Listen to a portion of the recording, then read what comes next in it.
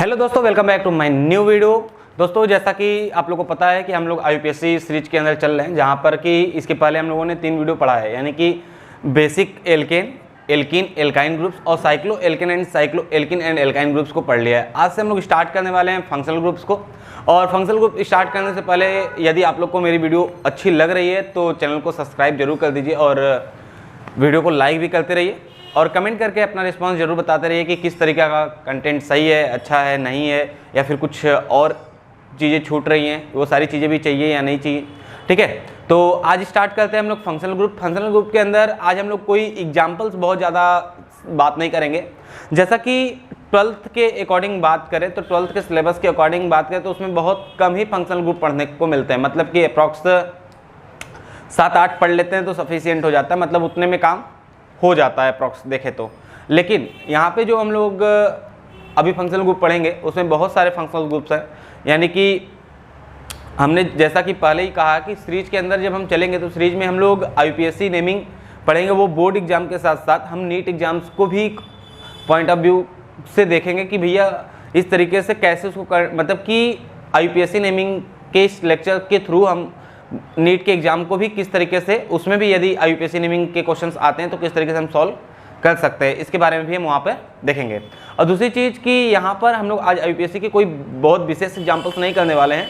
यहाँ पर हम पहले आपको सभी फंक्शनल ग्रुप के स्ट्रक्चर फार्मूले और उसका नाम और साथ में उसके सफिक्स अर्थात कहें तो उसकी IUPAC नेमिंग में यूज होने वाला नाम यूज करने वाले हैं। ठीक है, नाम बताने वाले हैं। तो आइए देखते हैं कि सबसे पहले क्या क्या चीज़ें हैं, क्या स्ट्रक्चर फार्मूला होता है उसका और क्या। तो चलते हैं, आइए तो स्टार्ट करते हैं। सबसे पहली बात यदि हम लोग करें तो भाई अब देखो, यानी कि सबसे पहली चीज़ क्रियात्मक समूह, क्रियात्मक समूह यानी फंक्शनल ग्रुप। दूसरी संरचना सूत्र और तीसरी आपका, इसी के अंदर हम लोग बात करें तो आपका आता है सफिक्स। सफिक्स कहो या फिर सेकेंडरी सफिक्स कहो, बात वही है। या फिर आप सीधे सीधे कह सकते हो कि भाई वो नाम जो IUPAC लिखते वक्त हम यूज करने वाले हैं। ठीक है, तो फिलहाल हम इसको नाम लिख देते हैं IUPAC नेम, IUPAC नेम, और समझने के लिए सफिक्स भी लिख लीजिए। ठीक है, सॉरी, सफिक्स स्ट्रक्चरल फार्मूला,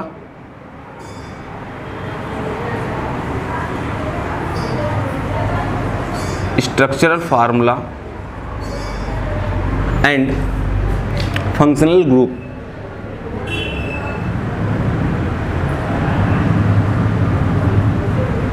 ठीक है, ये है, यानी यहां पे हम लोग बात करने वाले हैं फंक्शनल ग्रुप, क्रियात्मक समूह की, संरचना सूत्र की और IUPAC सफिक्स की। ठीक है, तो ऐसा कुछ मतलब कि विशेष ऑर्डर अभी नहीं बताने वाले हैं। जैसे कि आप लोग जब इंटर में पढ़े होगे या फिर हाई स्कूल में पढ़े होगे तो जिन लोगों ने आपको पढ़ाया होगा उन्होंने कहा होगा कि भाई हम एक सीरीज में पढ़ाएंगे, जिस सीरीज के अकॉर्डिंग कि आपको ये पता चलता रहेगा कि जब आपके पास मल्टीपल फंक्शनल ग्रुप्स एक कंपाउंड्स के अंदर आते हैं तो उस कंडीशन में मल्टीपल्स कंपाउंड्स के मतलब मल्टीपल्स फंक्शनल ग्रुप का ये कंपाउंड जब होगा तो उसी IUPAC नेमिंग करते वक्त आपको एक मेन फंक्शनल ग्रुप बनाना पड़ेगा, एक साइड चेन बनाना पड़ेगा।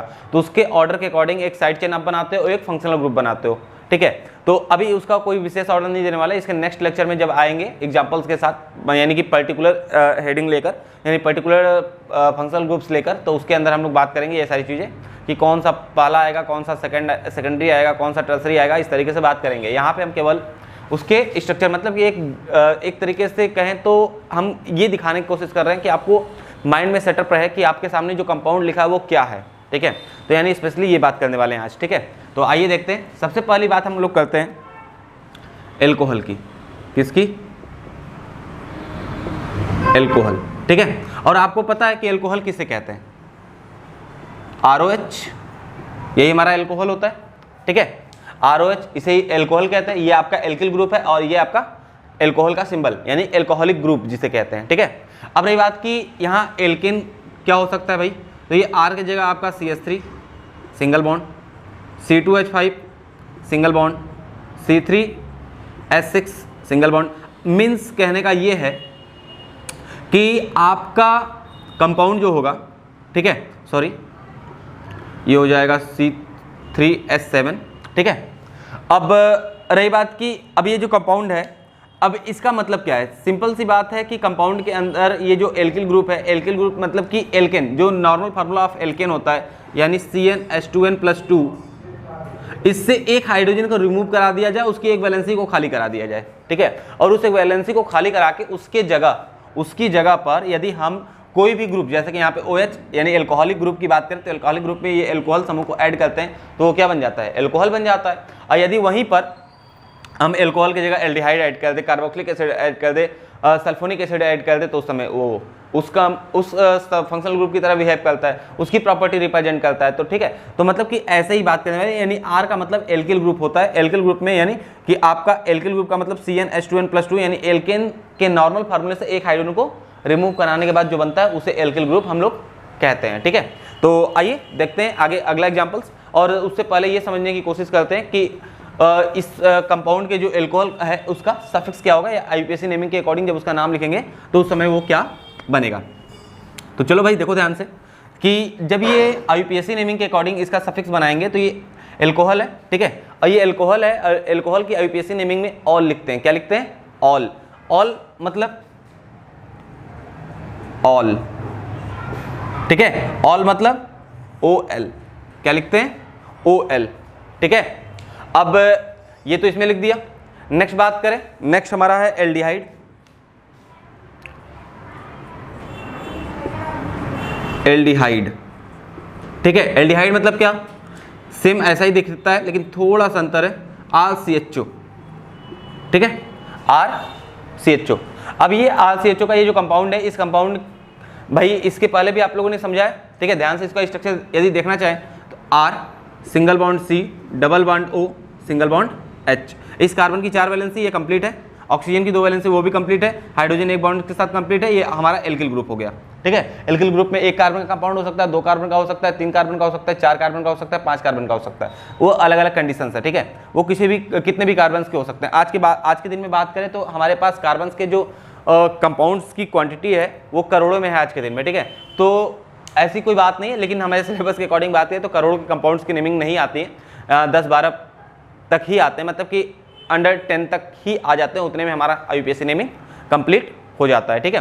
तो आई होप आपको ये बात समझ में आ गई होगी, ठीक है। अब बात ये करते हैं कि जब इसका सफिक्स लिखेंगे तो उस कंडीशन में इसकी नेमिंग क्या होगी या उसका सफिक्स क्या होगा, ठीक है। आपको इसका स्ट्रक्चर फार्मूला भी दिख गया होगा, R single bond C double bond O single bond H, ठीक है। जब इसको लिखते हैं तो यहाँ पे अल लिखते हैं। क्या लिखते हैं? अल यानी AL। यहाँ दोनों में देख लीजिए थोड़ा सा डिफरेंस है, एल्कोहल में OL लिखते हैं और एल्डिहाइड के अंदर AL लिखते हैं, दोनों में थोड़ा सा डिफरेंस है। ऑल यानी OL और अल मतलब AL, ठीक है। तो इस बात को ध्यान रखिएगा कि थोड़ा सा डिफरेंस है दोनों के अंदर, बहुत ज़्यादा डिफरेंस नहीं है। तो आइए चलते हैं नेक्स्ट टॉपिक पर, और अगला जो हमारा है वो है, अगली टॉपिक की बात करें तो अगला टॉपिक हम लोग बात करने वाले हैं ईथर, ठीक है। किसकी बात करने वाले?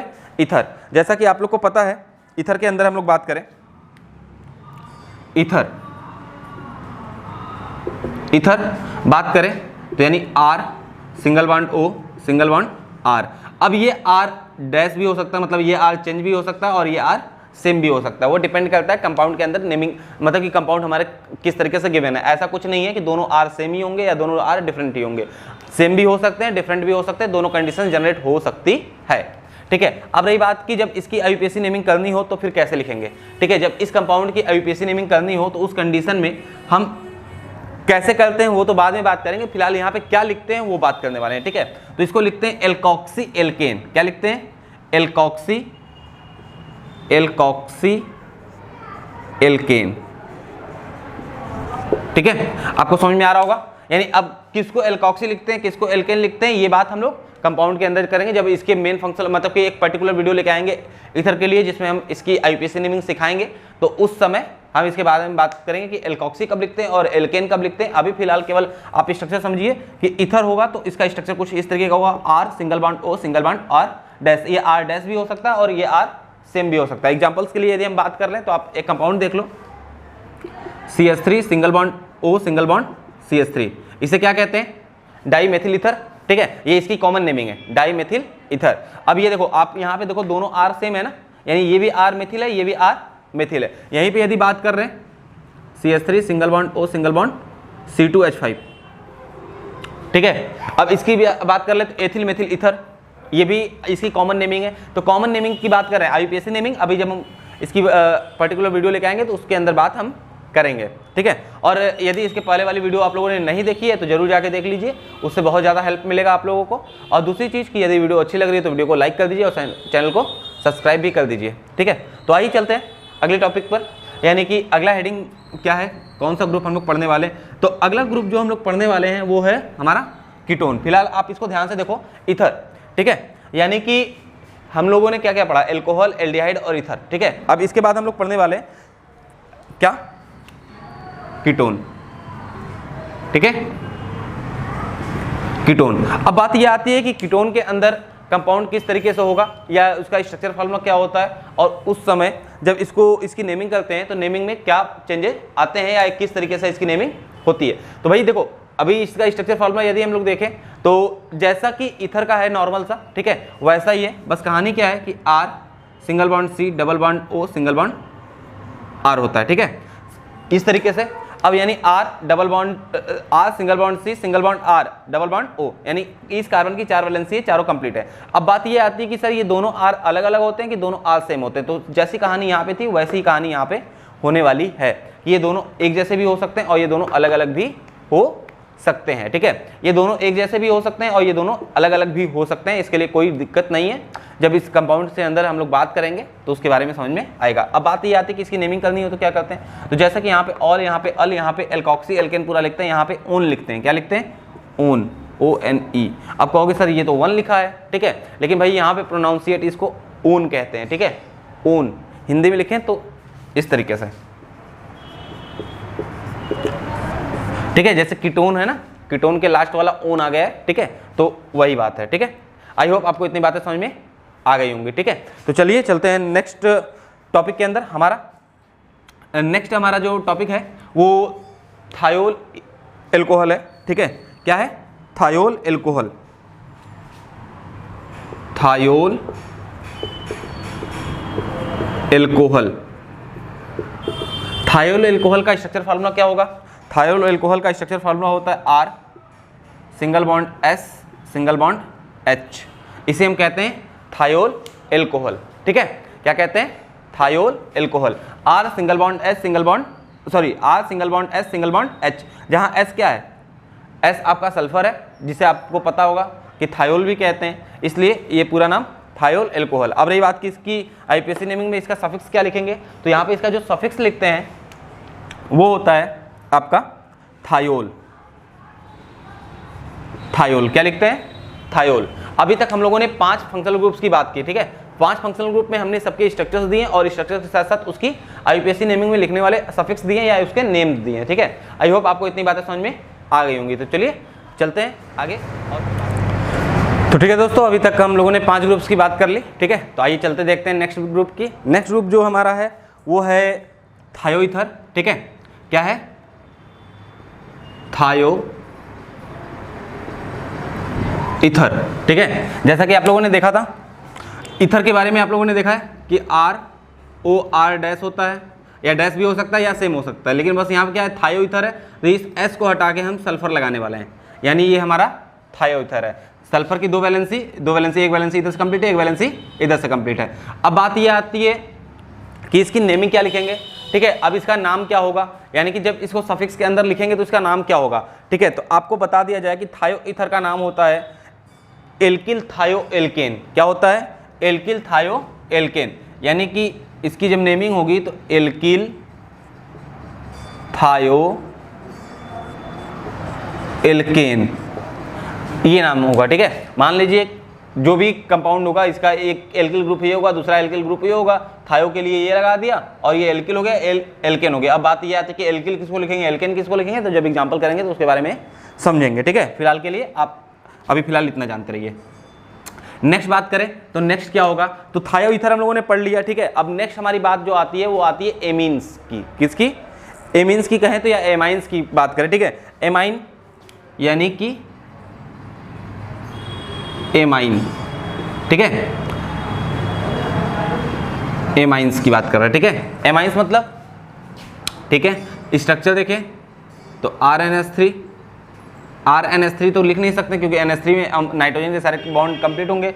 अब यहाँ पे क्या लिखेंगे, RNH2, एक बॉन्ड खाली है जो एल्केन से जाके जुड़ा है, इसे क्या कहते हैं, एल्किल एमाइड या एल्किल एमीन कहते हैं, ठीक है। अब बात ये आती है कि जब इसकी नेमिंग की बात आती है तो इसमें नेमिंग क्या लिखते हैं, नेमिंग में एमाइन लिखते हैं, क्या लिखते हैं, एमाइन लिखते हैं, ठीक है। कुछ लोग इसे एमीन भी पढ़ते हैं, ठीक है, एमीन पढ़िए, एमाइन पढ़िए, ठीक है, अपना अपना प्रोनाउंसिएशन है, उस तरीके से कर सकते हो, कोई दिक्कत नहीं है, ठीक है। लेकिन जानते रहिए कि RNH2। अब रही बात कि इसके साथ साथ इसमें नाइट्रोजन के मतलब कि सिंपल सी बात करें तो इसमें एक ग्रुप और भी देखने को मिलता है, देखने को तो 3 ग्रुप मिलते हैं इसके अंदर, ठीक है। ये RNRH RNRR, मतलब क्या है, ये 1 डिग्री एमीन, ये 2 डिग्री एमीन और ये 3 डिग्री एमीन। इस तरीके से 1 डिग्री, 2 डिग्री और 3 डिग्री 3 तरीके के एमीन्स देखने को मिलते हैं। अब रही बात कि इसकी नेमिंग में नॉर्मल एमीन लगते हैं, लेकिन इसकी नेमिंग में नॉर्मल एमीन नहीं लगते हैं, ठीक है। अब इसकी नेमिंग क्या होती है, इसकी नेमिंग क्या होती है, ये दोनों बात हम लोग ग्रुप्स के अंदर जब पढ़ेंगे तब बात करेंगे, अभी नहीं। अभी फिलहाल बस आप ये जानते रहिए कि एमीन 3 तरीके के होते हैं, 1 डिग्री, 2 डिग्री और 3 डिग्री। जहाँ पर 1 डिग्री में नाइट्रोजन डायरेक्ट एक एल्किल ग्रुप से जुड़ा होता है। एक एल्किल ग्रुप से जुड़ने का मतलब क्या है, एग्जांपल समझिए, जैसे कि ये आपका एल्किल ग्रुप CH3 है, सिंगल बॉन्ड H2 को H और सिंगल बॉन्ड H लिख दे। नाइट्रोजन की 3 वैलेंसी होती है, 3 वैलेंसी में एक वैलेंसी है इधर से जुड़ा है, 2 वैलेंसी इधर से जुड़ा है। अब ये एक वैलेंसी इधर से जुड़ा है, वो किससे जुड़ा हुआ है, वो कार्बन से जुड़ा हुआ है, carbon single bond N single bond H single bond H, जहाँ पर ये कार्बन 3 हाइड्रोजन से अटैच्ड है, ठीक है। आई होप आपको बात समझ में आ रही होगी। ये तो इसे हम क्या कहते हैं, इस नाइट्रोजन को कहते हैं 1 डिग्री। जब एक नाइट्रोजन डायरेक्ट एक कार्बन से अटैच्ड होता है तो उसे 1 डिग्री कहते हैं। अब यहीं पे इसकी बात करें तो ये 2 कार्बन से डायरेक्टली अटैच्ड है तो इसे हम 2 डिग्री कहते हैं, और यहीं पे यदि बात करें तो ये नाइट्रोजन 3 कार्बन से डायरेक्टली अटैच्ड है तो उसे 3 डिग्री हम कहते हैं। ये नाइट्रोजन की डिग्री की बात हो रही है, कार्बन के डिग्री की बात नहीं हो रही, नाइट्रोजन के डिग्री की बात हो रही है, ठीक है, नाइट्रोजन की। आई होप आपको बात समझ में आ रही होगी कि ये 1 डिग्री एमीन, ये 2 डिग्री एमीन, ये 3 डिग्री एमीन होगी। अब इसके नेम की बात करें तो एमीन लिखते हैं या एमाइन लिखते हैं, ठीक है। आई होप आपको बात समझ में आ गई होगी, ठीक है। अब नेक्स्ट इसके अंदर जो हम बात करने वाले हैं, नेक्स्ट वो बहुत ही इंपॉर्टेंट है और उसके बहुत सारे पार्ट्स आपको देखने को मिलेंगे। जनरली हम लोगों ने एक पढ़े होंगे, ठीक है, एक पढ़े होंगे, सॉरी इसको लिख देते हैं फिर से, एमाइन या एमीन, ठीक है। इसके पहले हम लोगों ने बहुत सारे पढ़े होंगे, बहुत बार इसको पढ़ा होगा, और जो भी टीचर पढ़ाता है सबसे पहले इसी ग्रुप्स को पढ़ाता है, ठीक है। यानी कि IUPAC नेमिंग के अंदर सबसे पहला ग्रुप क्या पढ़ाता है, यही क्या, वो ग्रुप है कार्बोक्सिलिक एसिड, ठीक है, कार्बोक्सिलिक एसिड, कार्बोक्सिलिक अम्ल, ठीक है। कार्बोक्सिलिक अम्ल का मतलब क्या है, कार्बोक्सिलिक अम्ल का मतलब है सिंगल बॉन्ड COOH, यानी कि इसको लिख सकते हैं हम R सिंगल बॉन्ड COOH, ठीक है। अब रही बात कि इसकी नेमिंग क्या लिखते हैं, तो इसकी नेमिंग में लिखते हैं ओइक एसिड, क्या लिखते हैं, ओइक एसिड। जैसा कि आपको पता है ओइक एसिड लिखते हैं इसको, ठीक है। अब इसमें ओइक एसिड की जगह कार्बोक्सिलिक एसिड भी लिखते हैं, कब लिखते हैं, क्या लिखते हैं, वो बाद में बात करेंगे। फिलहाल इसको ध्यान से आप देखिए, इसका स्ट्रक्चर, ये स्ट्रक्चर कुछ इस तरीके का है, R single bond C double bond O single bond O single bond H, या इसको कुछ लोग इस तरीके से भी लिखते हैं, R single bond C double bond O single bond O single bond H। कोई मतलब नहीं बनता है भाई, एक ही चीज़ है, ठीक है, मिरर इमेज मत बनाओ अब, क्योंकि ऑप्टिकल आइसोमेरिज्म रिप्रेजेंट नहीं कराना है, ठीक है। तो आप ध्यान से समझो कि यानी कि ये दोनों कंपाउंड एक ही है, लिखने का तरीका अलग अलग है, कोई मतलब नहीं बनता है कि आप इसे लिखते हो या नहीं लिखते हो, ठीक है, बस केवल ऐसे ही बेवकूफ़ बनाया जा रहा है। तो इसका स्ट्रक्चर फॉर्मूला ये रहा, आपको कई जगह देखने को ऐसा मिल सकता है, ऐसा मिल सकता है, या इसको भी ऐसा मिल सकता है, ठीक। तो इस तरीके से इसकी नेमिंग होती है। अब इसकी नेमिंग में ओइक एसिड लगाते हैं, कहीं कहीं कार्बोक्सिलिक एसिड भी लिखते हैं। कार्बोक्सिलिक एसिड कब लिखते हैं, क्यों लिखते हैं, क्या होता है, उसके बारे में हम लोग समझेंगे, लेकिन अभी नहीं, अभी फिलहाल के लिए ये आप समझते रहिए, ठीक है।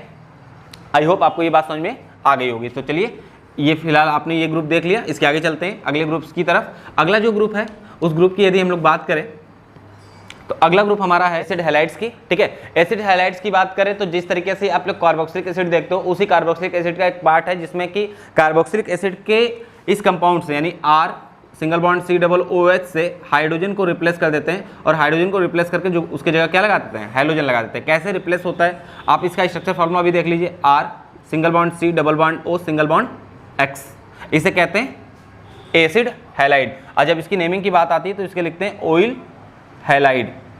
क्या लिखते हैं? Oil halide. ठीक है, अब रही बात कि कैसे रिप्लेस होता है, तो इसका रिएक्शन भी आप ध्यान से देख लीजिए।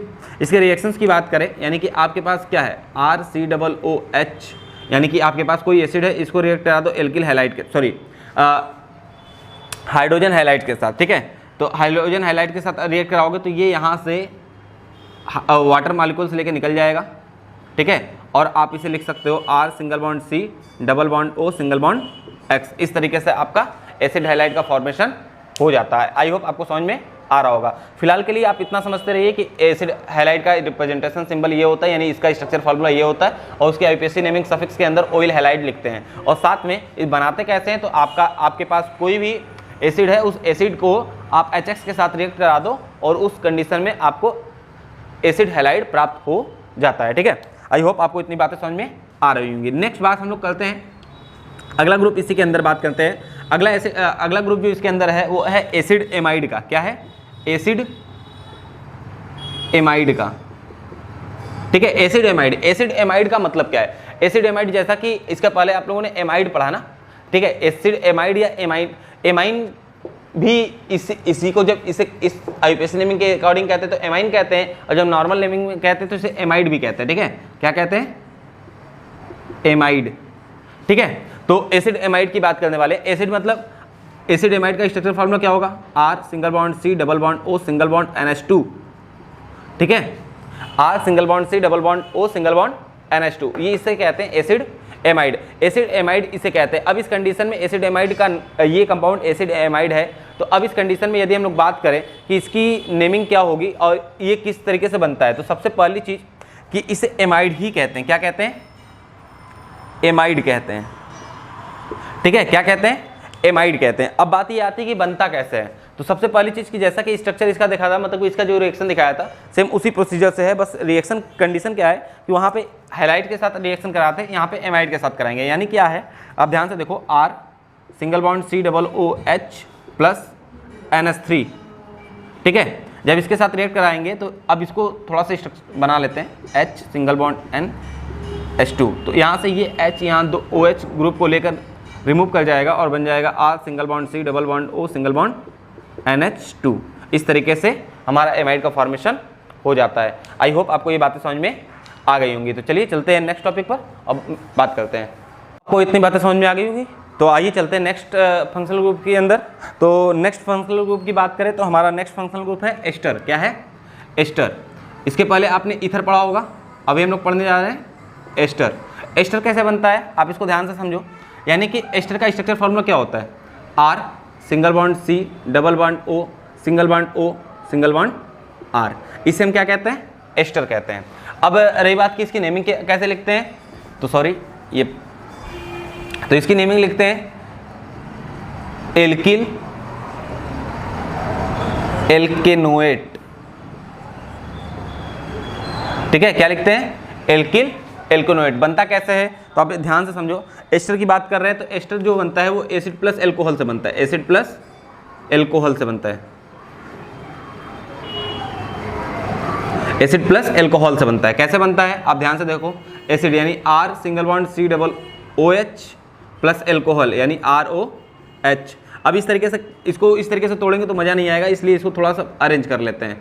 इसको लिख लेते हैं O सिंगल बॉन्ड R। इस कंडीशन में ये यहाँ से इस तरीके से निकलेगा। ठीक है, और निकलने के बाद हमारा क्या बनेगा?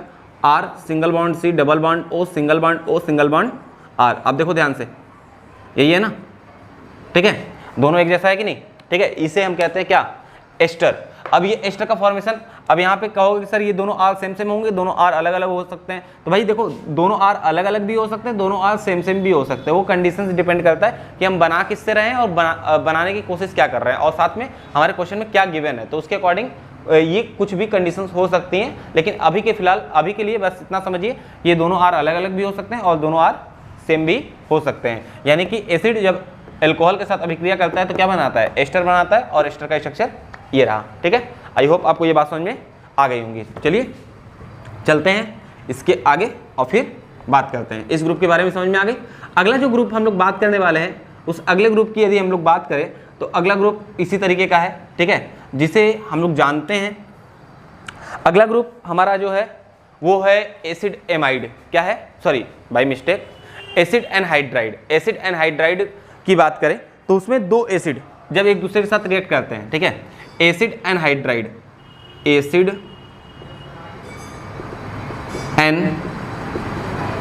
एनहाइड्राइड इसकी बात कर रहे हैं। यानी कि जब एक एसिड दूसरे एसिड के साथ या एक ही तरीके के एसिड के दो मोल्स आपस में रिएक्ट करते हैं तो एसिड हाइड्राइड बनता है, ठीक है। अब रही बात कि एसिड हाइड्राइड का स्ट्रक्चर क्या होता है, तो आप ध्यान से समझो, R single bond C double bond O single bond O single bond C double bond O single bond R, ठीक है। घर जैसा स्ट्रक्चर देखा होगा आप लोगों ने। बनता कैसे, ध्यान से समझिए, ये आपका एसिड रहा RCOOH प्लस ये भी आपका एसिड रहा HCOO सिंगल बॉन्ड R। इस कंडीशन में ये यहाँ से क्या निकल जाता है, वाटर मॉलिक्यूल से निकल जाता है। बनता क्या है, R single bond C double bond O। अब यहाँ पे क्या बचा, single bond O single bond C double bond O single bond R। देखो इसका स्ट्रक्चर और ये स्ट्रक्चर दोनों सेम ही है ना। इस तरीके से घर जैसी संरचना बनती है। और ये कैसे बनती है, एसिड एनहाइड्राइड के अंदर बनती है। जब दो एसिड आपस में रिएक्ट करते हैं या एसिड का एक मतलब कि एक ही एसिड के दो मॉलिक्यूल जब आपस में रिएक्ट कर जाते हैं तो इस तरीके की स्ट्रक्चर बनती है जिसे एसिड एनहाइड्राइड कहते हैं, ठीक है। आई होप आपको बात समझ में आ रही होगी। तो अब बात ये आती है कि सर इसकी नेमिंग क्या होगी और इसकी नेमिंग किस तरीके से करेंगे, और इसकी नेमिंग के अंदर सफिक्स की बात करें तो सफिक्स में क्या लिखते हैं। तो भाई देखो आप ध्यान से समझो, एल्किल एनहाइड्राइड इसका नाम लिखते हैं, यानी कि एल्किल एनहाइड्राइड, ठीक है, ये लिखते हैं एल्किन एनहाइड्राइड। मतलब क्या है, सीधे सीधे एल्किल ग्रुप है, एल्किल एनहाइड्राइड ये पूरा नाम है, ठीक है, ये लिखते हैं। आई होप आपको इतनी बातें समझ में आ गई होंगी। अब नेक्स्ट ग्रुप की जो बात करने वाले हैं, ठीक है दोस्तों, तो आइए देखते हैं अगला ग्रुप। अगला ग्रुप जो हमारा वो है साइनाइड है, RCN, ठीक है, RCN साइनाइड। इसको जब IUPAC नेमिंग के अंदर लिखते हैं तो नाइट्राइल लिखते हैं। अब बात ये आती है कि RCN यानी कि R और R single bond C triple bond N, इसे साइनाइड कहते हैं। अब यहीं पे बात करें तो इसका एक ग्रुप और है जिसे हम आइसोसाइनाइड कहते हैं। आइसोसाइनाइड और साइनाइड में क्या डिफरेंस है, आइसोसाइनाइड कंपाउंड में एल्किल ग्रुप जो होता है वो नाइट्रोजन से अटैच होता है सिंगल बॉन्ड से, और साइनाइड के अंदर जो एल्किल ग्रुप होता है वो कार्बन से अटैच होता है सिंगल बॉन्ड से। और इस नाइट्रोजन और कार्बन के बीच हमेशा ट्रिपल बॉन्ड ही देखने को मिलेगा क्योंकि इसकी वैलेंसी भी कंप्लीट करनी होती है। अब बात ये आती है कि ये आइसोसाइनाइड है, ये साइनाइड है। जब साइनाइड के अंदर उसकी IUPAC नेमिंग होती है तो नाइट्राइल लिखते हैं, और जब आइसोसाइनाइड के अंदर कंपाउंड की नेमिंग होती है तो इसे आइसोनाइट्राइल लिखते हैं, ठीक है। आई होप आपको इतनी बातें समझ में आ गई होंगी। अब बात ये आती है कि इसके अंदर कुछ और ग्रुप्स भी हैं, ठीक है, लेकिन उसे IUPAC मेन फंक्शनल ग्रुप नहीं मानता है, जैसे कि आपका double bond and triple bond, ठीक है। उसके लिए हम लोग क्या लिखते हैं, इन एंड आइन। लेकिन मतलब IUPAC इस ग्रुप को IUPAC नेमिंग नहीं मानता है, इसलिए इसे हमेशा साइड चेन में ही रखते हैं। मतलब कि इसे मेन पैरेंट चेन में रखने के लिए इसे फंक्शनल ग्रुप मानना पड़ेगा, और ये फंक्शनल ग्रुप IUPAC नहीं मानता है। हम भले मानते हैं वो अलग बात है कैलकुलेशन के लिए, लेकिन IUPAC इसे फंक्शनल ग्रुप नहीं मानता है। इस कंडीशन में ये हमारा साइड चेन में ही मैक्सिमम कंसिडर होता है। इसके साथ साथ एक ग्रुप और है जो कि हमेशा साइड चेन में ही कंसिडर होता है, वो हैलोजन ग्रुप। हैलोजन ग्रुप में chlorine, bromine, iodine and fluorine, तो ये चारों ग्रुप 4 एलिमेंट्स आते हैं साइड चेन के अंदर, और ये हमेशा कंसिडर होते हैं, और ये सारे के सारे हमेशा साइड चेन के अंदर ही कंसिडर किए जाते हैं। आई होप आपको इतनी बातें समझ में आ गई होंगी। साथ में आपको ये बात भी एक बता दें कि एक नाइट्राइल ग्रुप भी नाइट्रो ग्रुप भी होता है, RNO2 यानी नाइट्रो ग्रुप की बात करें, nitro R single bond NO2, ये नाइट्रो ग्रुप है। नाइट्रो ग्रुप के सफिक्स की बात करो, सफिक्स में इसमें कुछ स्पेशल नहीं लिखते हैं, ठीक है, तो इसलिए इसकी जब नेमिंग होगी तो उसके बारे में थोड़ा सा डिस्कस करेंगे। बट अभी के लिए फिलहाल इतना समझिए कि जितना अभी तक पढ़ाया ये सारे ग्रुप्स IUPAC के नेमिंग के अंदर बात करते हैं हम लोग, ठीक है। आप लोगों ने इससे पहले यदि पूरा पढ़ा है तो अच्छी बात है, नहीं पढ़ा है तो कंटिन्यू रहिएगा हमारे वीडियो के साथ, जहाँ पे हम लोग इसके बारे में बात करेंगे। यदि कल के लेक्चर्स की बात करें, नेक्स्ट लेक्चर्स की बात करें, तो नेक्स्ट लेक्चर में हम लोग लेके आएंगे एल्कोहल एंड एल्डिहाइड ग्रुप्स, जिसमें हम लोग बात करेंगे कि पूरा एल्कोहल और एल्डिहाइड ग्रुप्स की नेमिंग किस तरीके से की जा सकती है, ठीक है। तो अभी तक ये वीडियो आपको समझ में आया तो अच्छी बात है, और यदि वीडियो अच्छी लग रही हो तो चैनल को सब्सक्राइब कर दीजिए और वीडियो को लाइक कर दीजिए, और कमेंट करके अपना प्यार जरूर दिखाइएगा कि आपको वीडियो कैसा लग रहा है। तो चलिए मिलते हैं नेक्स्ट वीडियो में, तब तक के लिए बाय बाय।